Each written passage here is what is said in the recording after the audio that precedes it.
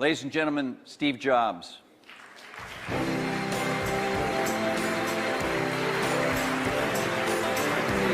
I like the music, thank you. Yeah, I picked that out. That's where they let me do that. They let me pick the music. Well, thanks again for coming to D. Sure. And I thank Howdy. you. Thank you in advance for the joint session with Bill Gates we're going to do tonight. We're not going to talk about that now, but thank you for doing that.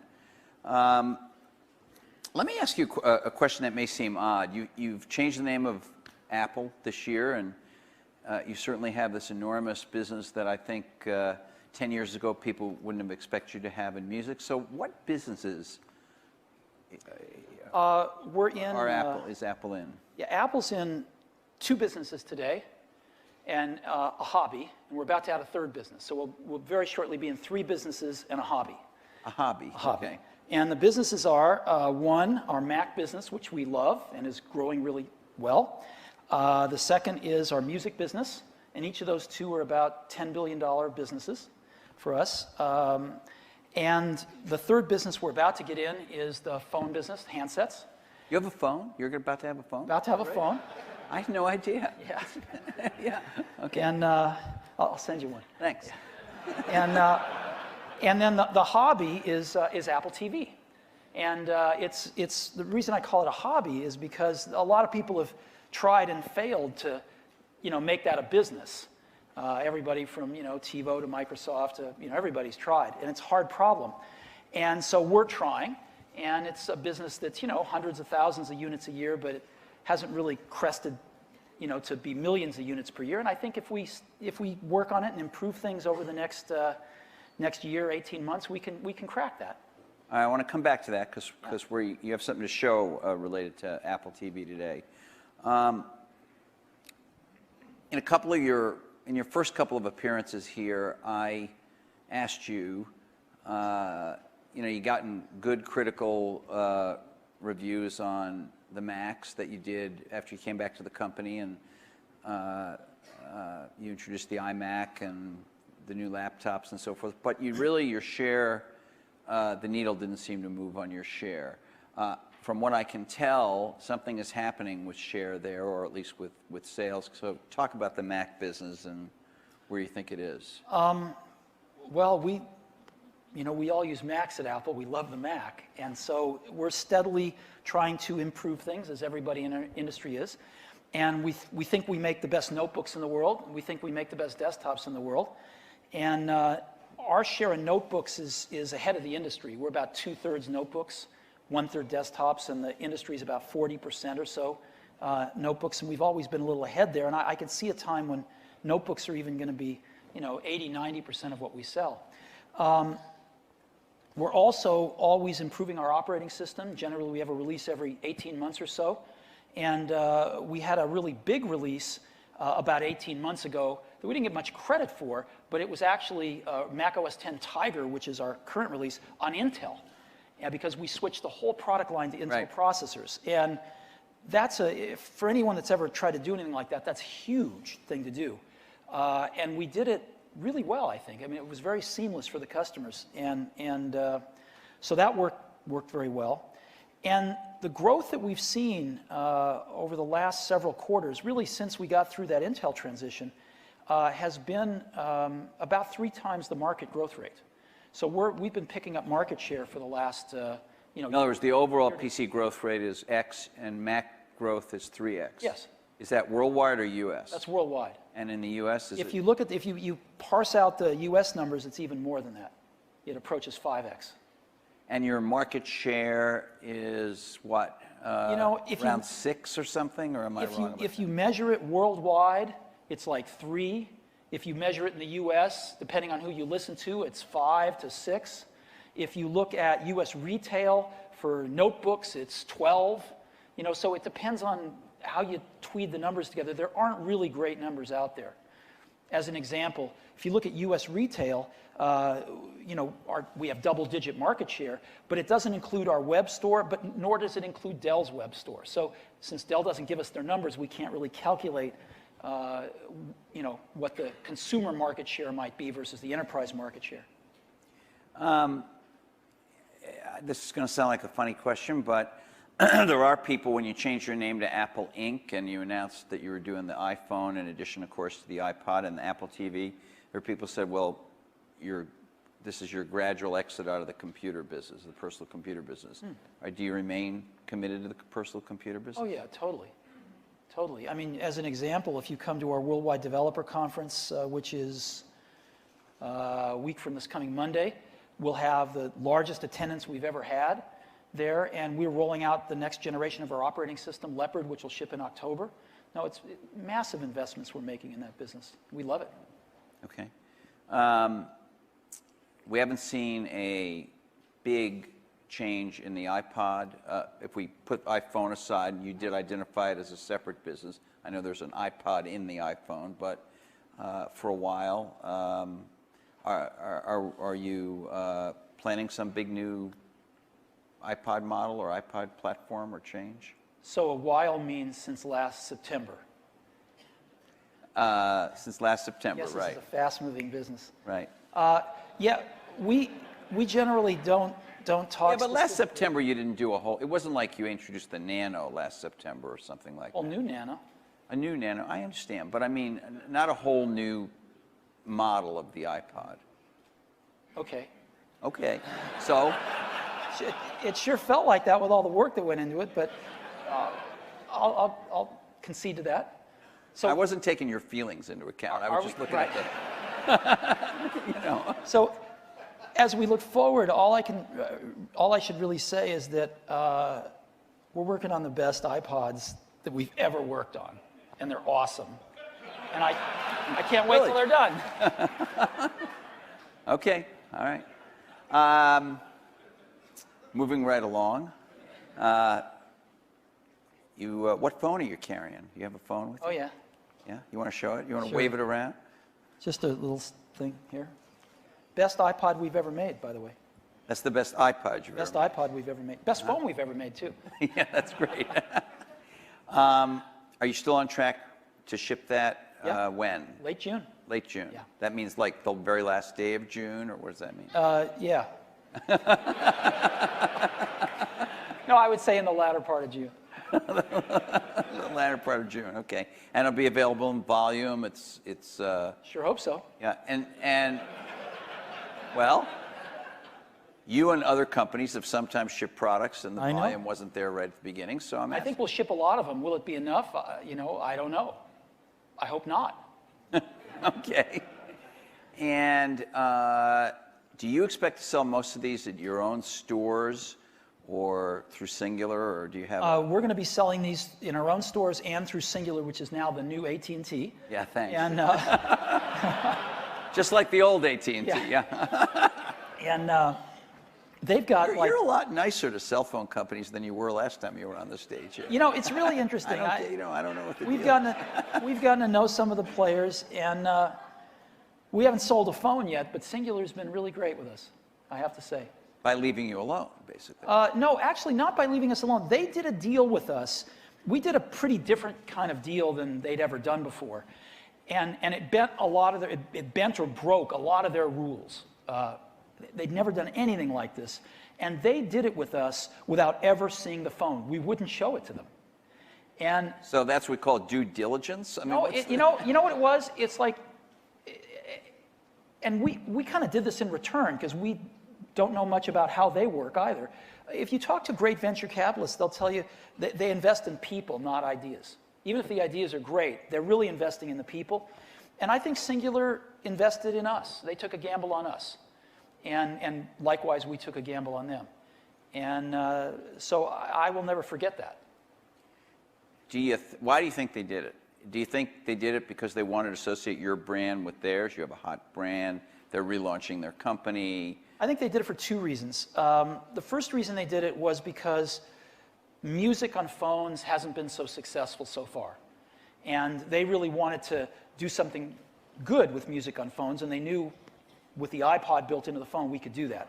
The second reason, though, I think is even more profound, and that is that they, along with everyone else in the business, have spent and are spending a fortune to build these 3G networks. Right.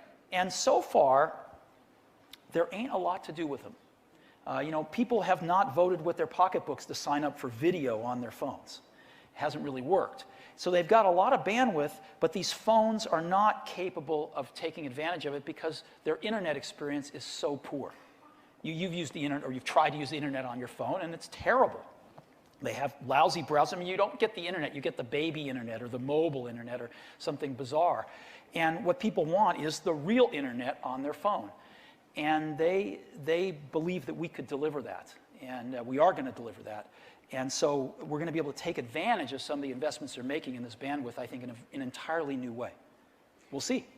And because it's obviously, I mean, your own goals that you set for sales of the iPhone were not gigantic and enormous. I mean, you said, I think, in 2008 you wanted to sell 10 million. Am I right about that? And that's good. I'm not saying it's bad, but I mean, in a billion unit market, that's 1%, right? Yeah. So they couldn't have signed the deal with you because they wanted a high volume product per se. Well, again, a billion units is the worldwide number. The US number is obviously a lot less than that. So since we'll be selling primarily in the US and to some extent in Europe by then, it's a little bit bigger than 1%, but we're newcomers. People have forgotten more than we know about this. Okay. All right. So, any features of the iPhone that you haven't announced that you would like to share with us here today? No. Sorry. Well, you brought something new in your hobby business, as you put it, show. Or actually, before we get to that, let's just mention, you put out a press release this morning. I don't know, everybody has been sitting here paying rapt attention to the speakers, but you put out a press release this morning announcing two things. I guess the bigger one was that you've begun to sell these non-copy protected songs on the iTunes store. Right. From EMI. Is it only EMI or? Right now it's just EMI, but there's zillions of independents that are also jumping on this bandwagon. So as fast as we can now get their stuff encoded, you'll see more and more on there. Okay, and those, as we've said before, I think over half the songs we offer on iTunes will be offered in what we call iTunes Plus, which is our DRM-free, higher quality audio versions by the end of this calendar year. and this is all in the same store. It's all integrated. Same store. Yeah. So, but doesn't, one of the things about your store has been it's been pretty simple. Isn't this going to add complexity? Well, we worked really hard at that. What we do is the first time you go to buy one of these iTunes Plus songs, it asks you, it says, hey, would you like us to only offer you iTunes Plus where it's available? And most people will say yes if they like iTunes Plus. And so it just substitutes the iTunes Plus song in, just one song, one price, $1.29. And whenever they're available, you get those. So it's pretty simple. All right. And then we have another cool thing, which is we're offering people a special offer to upgrade every song that they've ever bought from iTunes to an iTunes Plus version, if it's available, for 30 cents a song or 30% of the current album price, whichever is, And that's just some automatic syncing process. It just well, we know what we've downloaded. sold, so we just download new versions and substitute them. Yeah. Okay. Any other movement on the record labels coming? Oh, we're working with them. It's as you know, the music companies ship 90% of their music DRM free today, because all CDs are DRM free, right? And that's how all the music's distributed. So we've gone to them and said, look, you're shipping 90% of your music DRM free. Customers are willing to pay a little bit more to get their downloaded music DRM free too. And why don't we do this? Plus, this solves all the interoperability problems and things like that. And we were successful in persuading EMI, and hopefully over the rest of this year, we'll be successful in persuading most or all of the rest of the labels. Some people have said, you wrote this open letter about this. A lot of your rivals were already lobbying the record labels for a long time, partly because they thought it was a way to, break your hold on the market or reduce your share because of this idea that there was lock-in. In other words, I buy a bunch of songs protected by your DRM. They're on my iPod. Even if they're only a minority of the songs on the iPod, it makes me much more reluctant to buy a different device, even if something about that device is attractive to me, because I can't play these songs on there. were you just kind of getting ahead of the train that was already moving when you wrote that letter? And Well, again, if you look at the total number of iPods we've sold, and you look at the total number of songs we've sold on iTunes, it's less than 25 per iPod.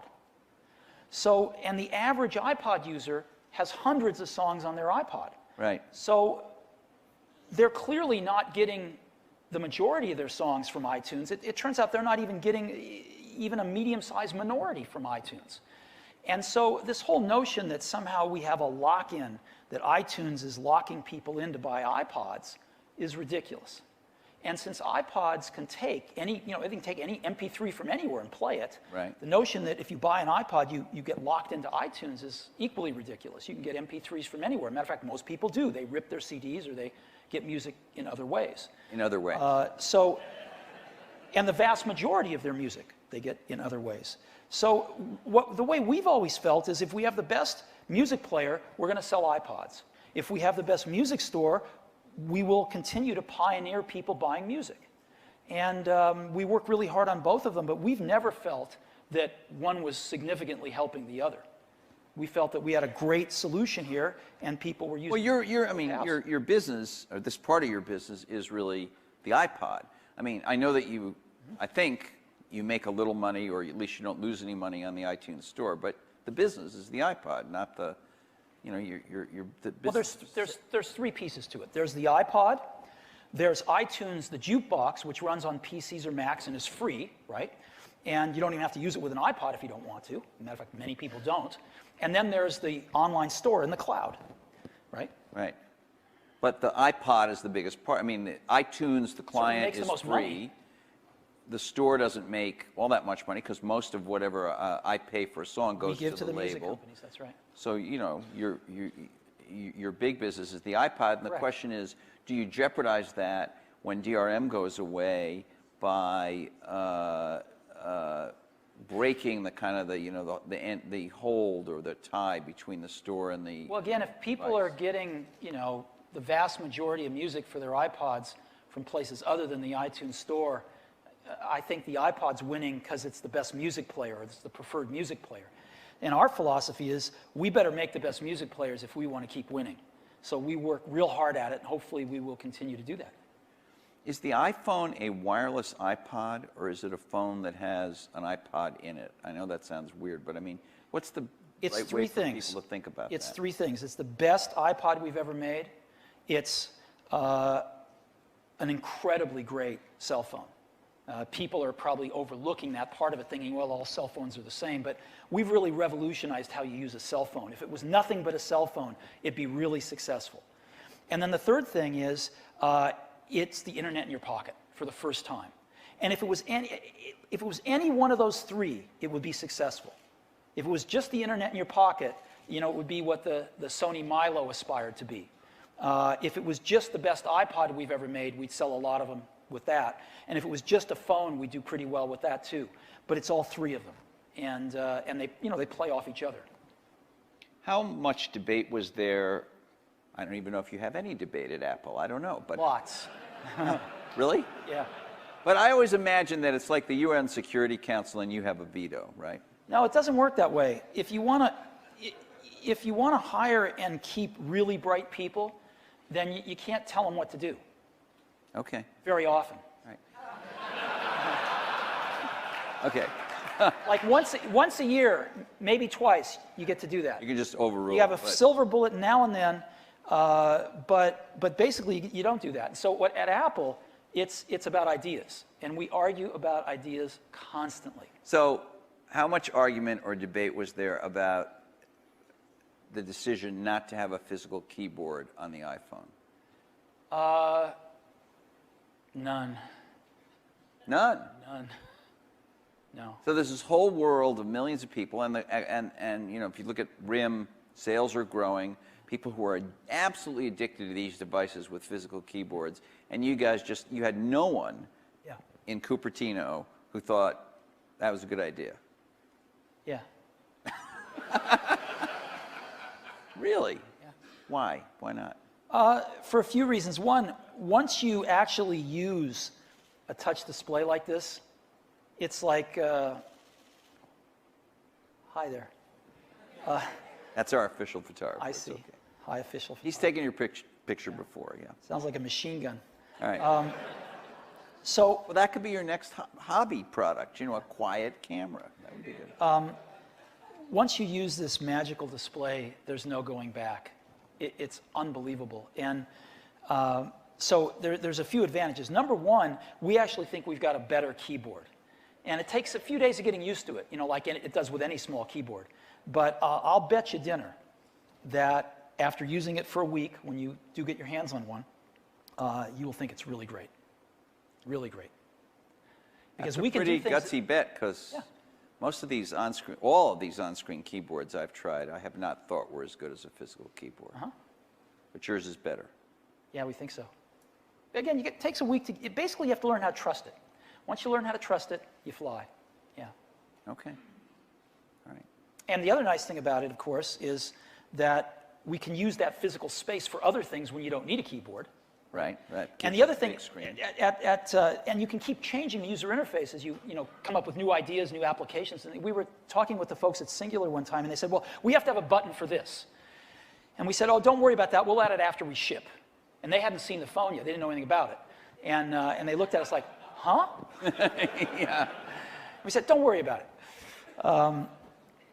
So yes, it provides incredible flexibility to create great user interfaces for different applications, and you don't take up half the space of this thing with a physical keyboard. But in addition to that, once you learn how to trust the keyboard, it's a better keyboard. How much time do you think you have before people kind of copy at least the overall form factor of the thing? I mean, there are some things around the LG Prada and some other phones that sort of look like this. And I ask that because you were forced, or you made a decision because of the FCC process to announce this thing much earlier than you usually announce products at Apple. And was there a cost to that? I mean, are people going to be able to move faster? You know,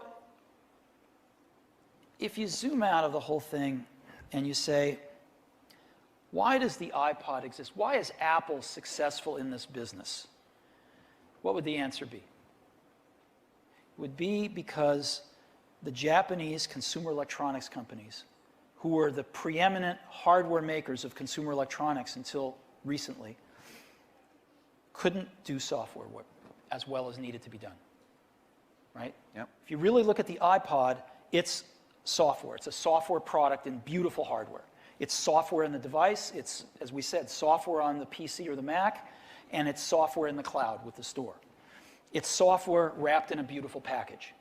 And the Japanese consumer electronics companies couldn't make the leap to create that kind of software. And that's why Apple enjoys the success it does with the iPod.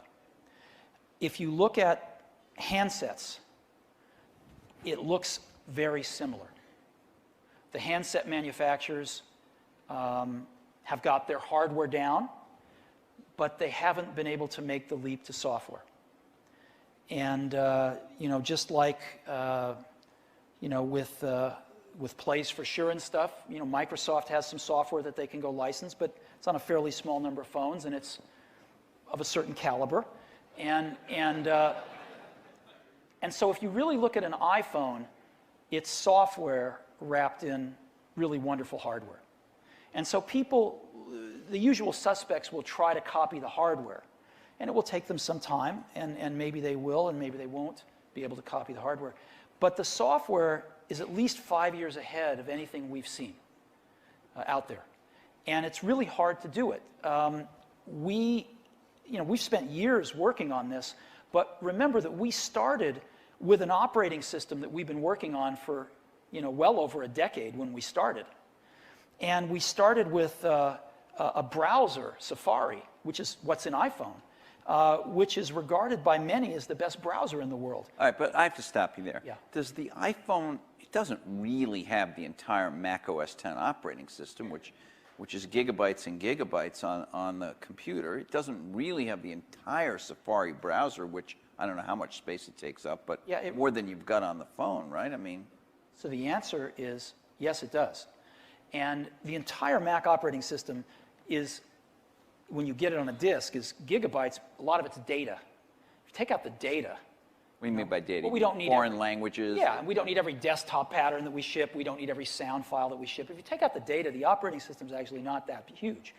And if you look at Safari, Safari's not that huge. No, it's got real OS X, real Safari, real desktop email, et cetera, et cetera, et cetera.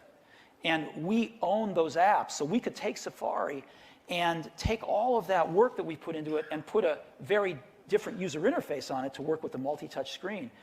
And if you don't own a browser, that's pretty hard to do.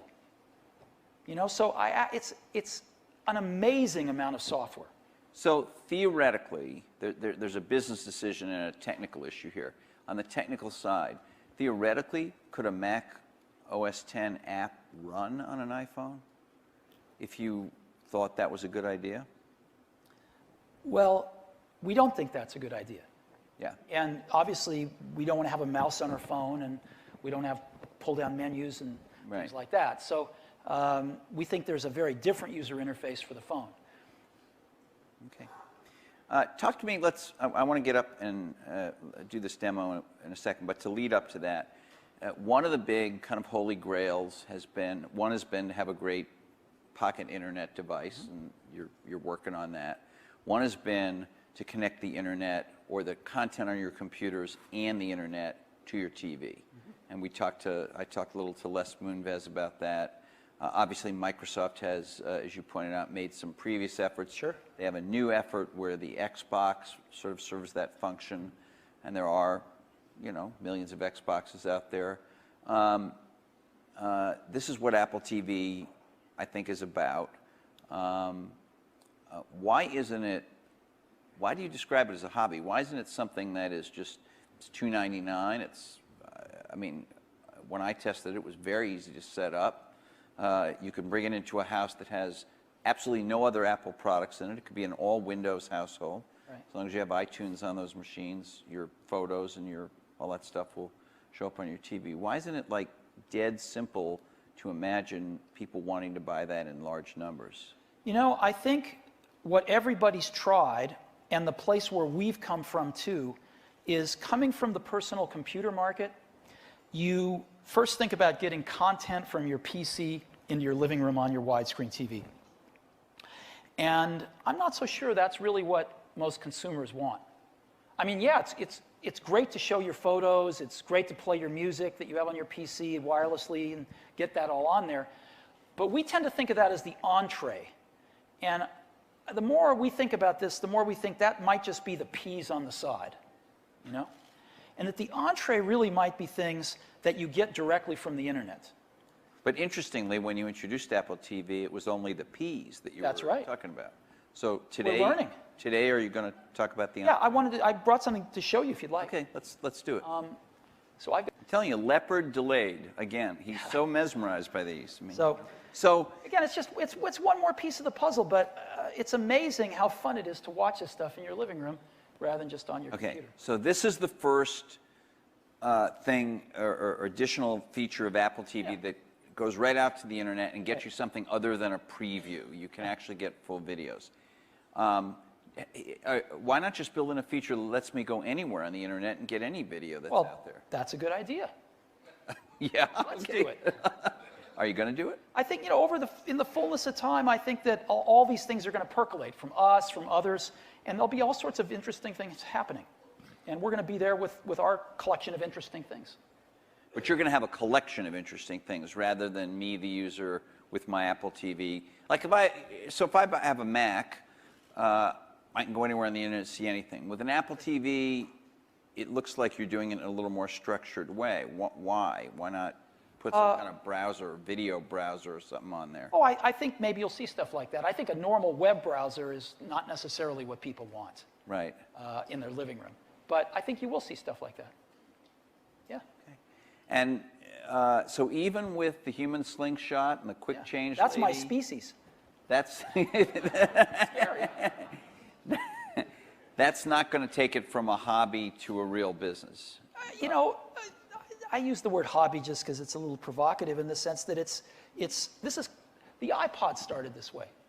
I mean, the iPod's a really great phenomenon today, and it's a big business today, but it started off a little smaller. And it started off feeling a lot like this. So. Okay. And but you're committed to this. Totally. Oh, yeah. Television it's really a set-top box that. No, it's not a set-top box. I mean, that's what screwed us up. I don't mean it's a cable box, but it's another set-top box, right? Well, that's not how we look at it. That's what screwed us up for a few years. Is we've wanted to do this for a few years, and we thought of it as a set-top box replacement. And the minute you're going to replace the set-top box, you get into an entire, real gnarly set of problems. You know, because you have to have the cable cards, and you have to kind of go through the cable companies to get to market. And they use this very strange software called OCAP that you have to implement so that you can implement their billing systems and all sorts of other things like that. And we would never, that just isn't something we would choose to do ourselves.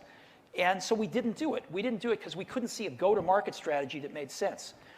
But then one day we realized, wait a minute, there's a lot more DVD players out there than there even are set-top boxes. We don't have to replace the set-top box. The DVD player didn't replace the set-top box. We just have to be, we want to be a DVD player for this new internet age. And that's what we can be. And so our model for Apple TV is like a DVD player for the internet. So when you bring an Apple TV home, or an iPhone actually, and you want to connect it to the computers in your house, yeah, and let's say they're all Windows computers, right. All you need is iTunes software, right? Right. You don't need to go into the Windows control panel and set up, you know, they have their method for setting up a network and connecting devices and all, but you just take care of that all inside iTunes. Well, yeah, you did it. You know what it's like. I know.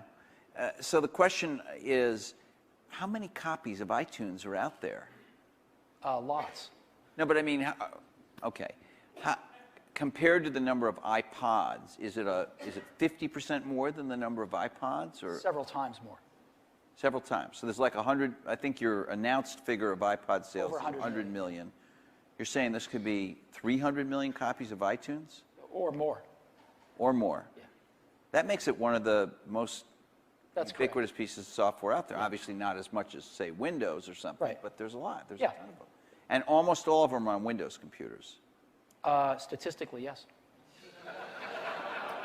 Statistically, in reality, in this particular dimension, they're all on Windows computers. Right? So that makes you an enormous Windows software developer. We are. How does that feel? Well, we've got cards and letters from lots of people that say that iTunes is their favorite app on Windows. Uh-huh. But I mean, I knew you. You know, I think here at D actually. It's like giving a glass of ice water to somebody in hell.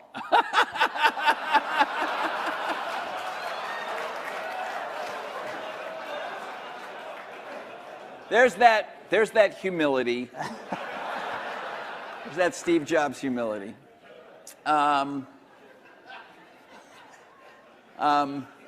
I knew that you knew that you had to put it on Windows. You hired some Windows developers. You wanted to do it right, and all of that. But the scale doesn't the scale of it surprise you? I mean, over and above however you feel about the success of the iPod itself, people don't pay attention to this. But this piece of software is just like on all these Windows computers. The scale of a lot of things we're doing surprises me. It's just, yeah. I mean, I never thought we'd ship 100 million iPods, you know? Never. No. Even when you're not known as a guy who lacks confidence, so you must have thought it was going to succeed, right? Yeah, but 100 million, for us, it's a very big number. Right. The bigger number for you is the 80% share or the 75% share or whatever it is, right? I mean, that's not a kind of a share number you're used to. Well, I suppose we'd rather ship 100 million and have a lesser share than have 80% of a 10 million unit market, but... Do you think video on portable devices is a success, is a big deal? Do people want it? And it's not only, I mean, I remember when you were, well, you were here at one point and you said you didn't think people wanted to watch video on small devices. Yeah. And then even after you shipped it, you made some statements that you personally weren't 100% sure how many people wanted to do it. I was definitely more skeptical than customers. And what happened was with the iPod video, boy, they proved us wrong. And a lot of people, we go out and talk to our customers a lot and do a lot of research on that. And video has been the number 1 or 2 reason people have bought that product. And they use it a lot. So, and again, we've sold the better part of 100 million television shows. So it's... And you have any way to tell whether those are on iPods or primarily being viewed on... We don't, except by going out and asking people. Computers. And it's both. But people have watched a lot of video on those iPods, and the screens are, the screens are small, and they're, $249 and things like that. So I think video's here to stay on portable devices, and I think its use will only grow. So, but you don't have video. I mean, the iPhone can play video, but you don't have a video service that allows people to download videos, I don't think, on the iPhone, do you? Sure we do. You do. It's just because it's an iPod, all those videos you've bought for your iPod play perfectly on the iPhone. Right, but I can't download them directly to iPhone, right? Over the air? Yeah, no. Over the air. No. Why not?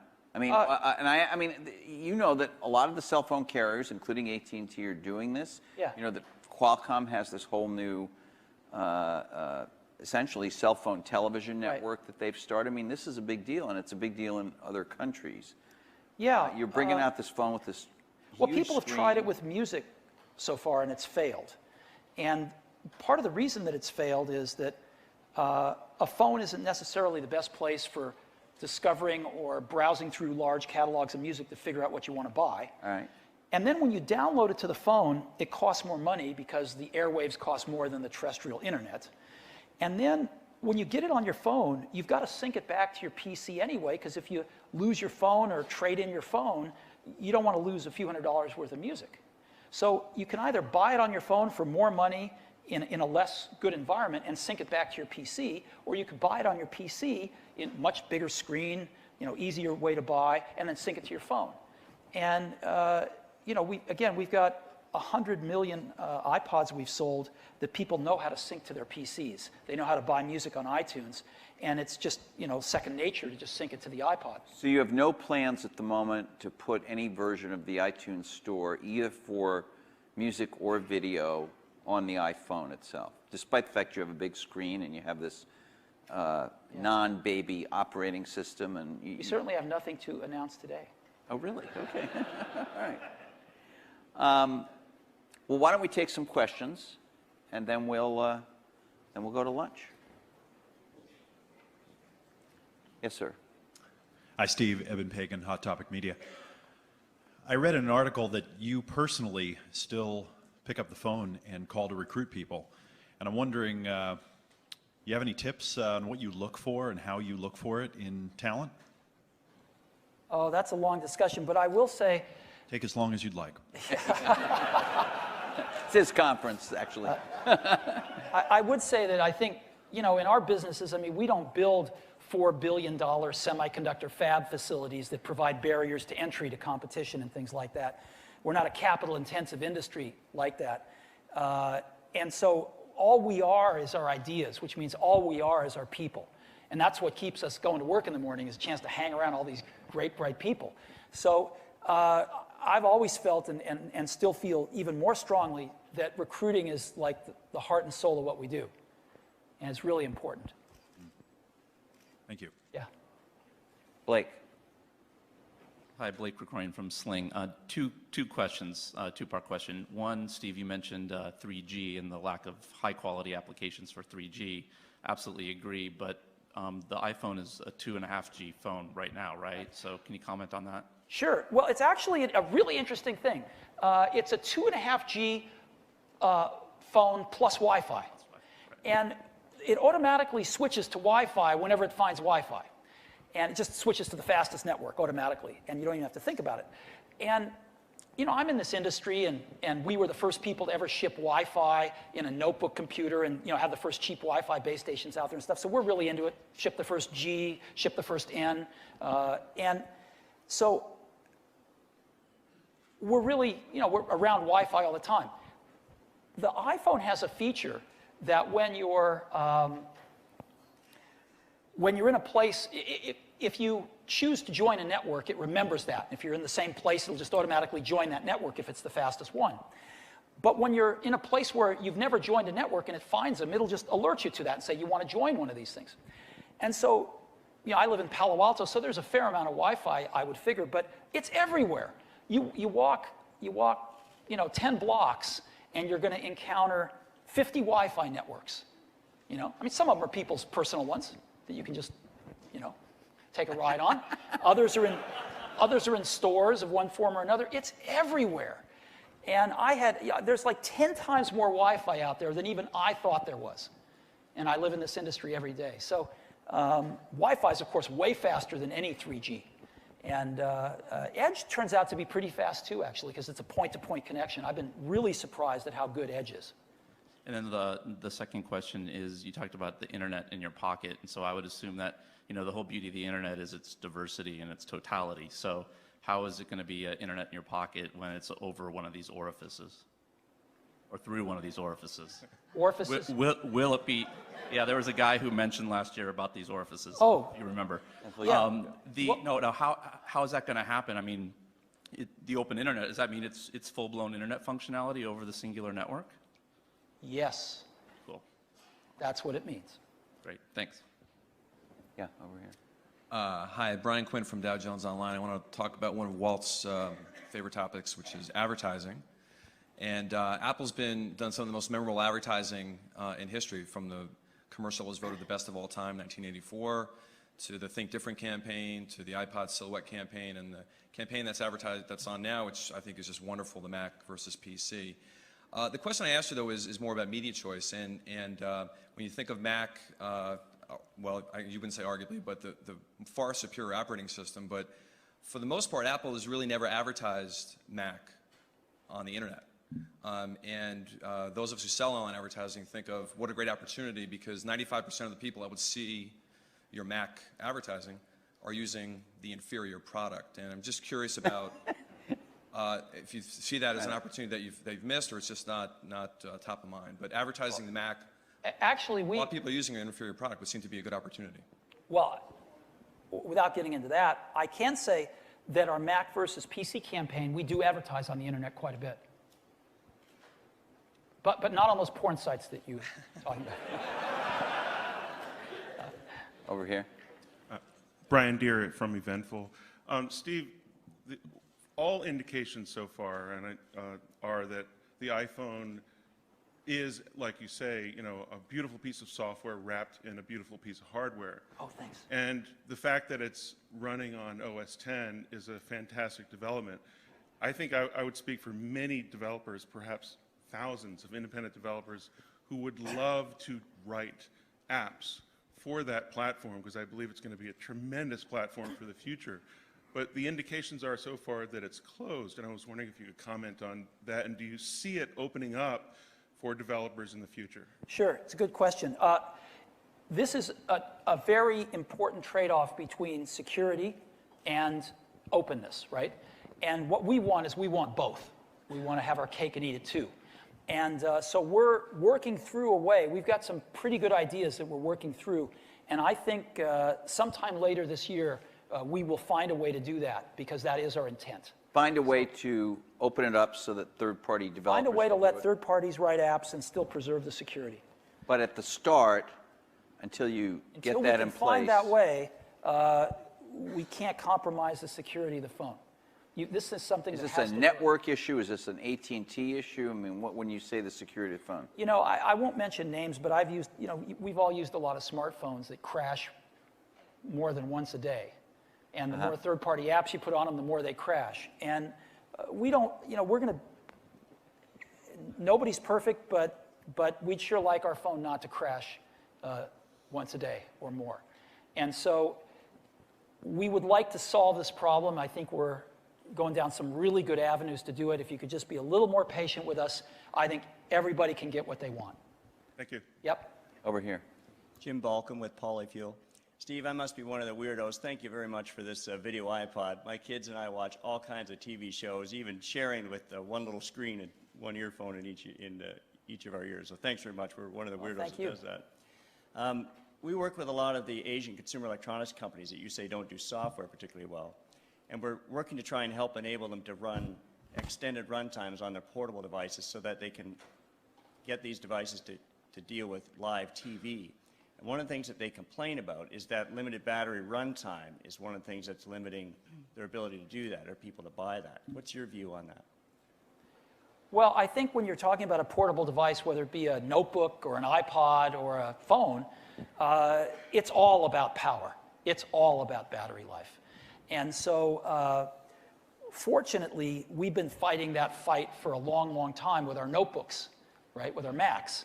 And so we've got a lot of technology for managing power. I think Macs are pretty well known for managing power quite a bit, kind of the best of breed in the PC industry. And we've applied a lot of that and learned a lot more from iPods. And so we were able to bring all of all those things we'd learned together in the phone. And I'd say you've hit upon one of the key problems in portable devices, is just power. Thank you. Yeah. Jan? Steve, first of all, thank you also. I'm a 20-year-plus Mac addict and still hooked. I wanted to ask you a question.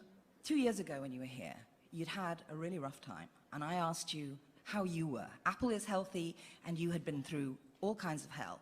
2 years later, 2.5 years later, how are you now? Oh, thank you. I'm still vertical. Yeah, I'm feeling great. Thank you. You look great. Thanks. Okay, thanks. Dave Jaworski with Pass Along Networks, and we have about 2 million songs in MP3 format today that we use to power FYE, Sam Goody, and other brands. And when we have the EMI catalog, it will be MP3. You talk about interoperability and how DRM-free opens that up, but your DRM-free is AAC. So if I have a Sony reader that plays MP3 files, I can play any song I buy in MP3 format or that I rip from CDs. If I have my Garmin GPS, it will play MP3 files. But if I buy DRM-free from iTunes, I have to go through a transcoding process, and the consumer doesn't really understand transcoding, or else they have to rip it and burn it. In their case, they're no better off than they were with buying a DRM file, and they lose all the metadata, the artist name, the track name. Why not make Apple's DRM-free mean MP3 and get rid of the confusion that is being created for the consumer? Well, the answer, first of all, let me point out a few things. Number one, of course, all the MP3s that you guys sell will play just fine on iPods. And number two, the reason we chose AAC in the first place is for a given data rate, it's significantly superior to MP3 in its audio quality. So it's a much better encoder. And we don't own it. We license it. Anyone can go license it. As a matter of fact, a bunch of people have. Microsoft has. Most of the players out there have gone and licensed AAC, and they do play AAC. So I'm sure you can name a list of people that don't, but they can easily go out and license it, and they'll play it. But most of the big players out there now do play AAC, because A, it is a superior codec, and B, they want to be able to play stuff that iTunes, people rip their CDs in iTunes, and most of them choose to rip it into AAC. They want to be able to play that stuff, and they can today. Anyone can go license AAC. It is a totally open standard. And they're not licensing it from you. They're not licensing it from us. Some industry body or somebody. Absolutely. Yeah. So just like MP3, by the way, MP3 isn't free. We go license it from an industry body. AAC is actually much simpler to license than MP3 is. So we're not trying to keep anybody out. We're just trying to use a superior technology which results in much better audio quality at any given data rate. And others seem to agree with us because they seem to be putting AAC into their products more and more. And so, you could encode all your stuff in AAC if you wanted to as well. It'd be really easy. Thank you. But even if you don't, all the iPods still play MP3. Over here. Jonathan Kaplan from Pure Digital Technologies. Always great to have you on stage. It's enjoyable to listen to you, Steve. Thanks. My question is really around capture. I'm the CEO of a young company that makes capture devices, and traditionally Apple has stayed out of the capture part of both still and video. And with the iPhone now, there is a camera on there, so capturing still will happen. And I'm just curious how worried I need to be about you deciding that you want to get into the capture space, given that the on-ramp to the YouTubes of the world tend to be big devices that are difficult to connect with terrible software. Well, I mean, we do also build video cameras into most of our computers now. And You can't so, take those with you, so. what's that? You don't take those really, it's not a very portable way to capture video. Move your Mac around too. Oh, MacBooks are pretty tiny. But The woman on the slingshot could hold her MacBook while she's flying through the air.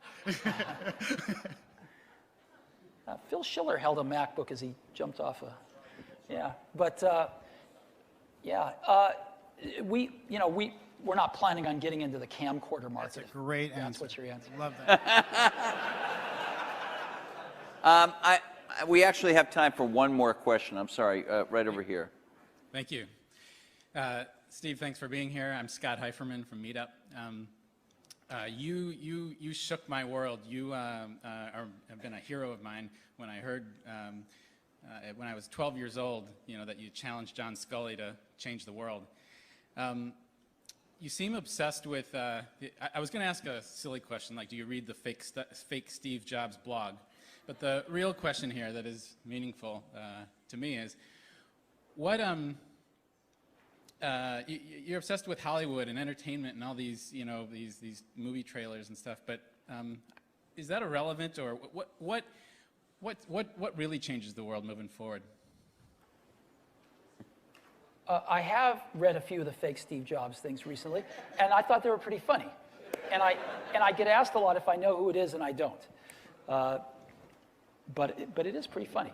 I don't write it. Maybe it's Walt. Right. And I am interested in storytelling. I got involved with Pixar a long time ago, and I'm one of the cheerleaders at Disney still, and I love a lot of stuff that they do. So I love storytelling. But what we do at Apple is we try to make tools for people in the end, and tools to enjoy entertainment, tools to communicate, tools to create, whether it's Macs or phones or iPods. And what we find is that this age we're living in, these computer-based tools can always surprise you on the upside. We didn't design Apple TV thinking about YouTube, but here it is. We didn't design iTunes thinking about education, but one of the things we announced this morning was called iTunes U, where there's I think it's 17 universities, and there's hundreds in the pipe, are putting their courseware on iTunes to where their students and even anybody can access it. And what they're doing is they're taping lectures, either audio or videotaping lectures by their best professors, and they're putting them on their servers so their students don't have to sit there and take notes and not pay attention to the lecture. They can just listen to the lecture, and they can go get a copy of it and put it on their iPod and take notes later. And alumni can get at it, and kids that don't even go to the university can get at it. And it's MIT and Stanford and Berkeley and all these great universities. And this is iTunes, and it's free. And so, who would have thought? And so that's why I love what we do, because we make these tools, and they're constantly surprising us in new ways and what we can do with them. So, Thank you, Steve. Thanks a lot. Thank you.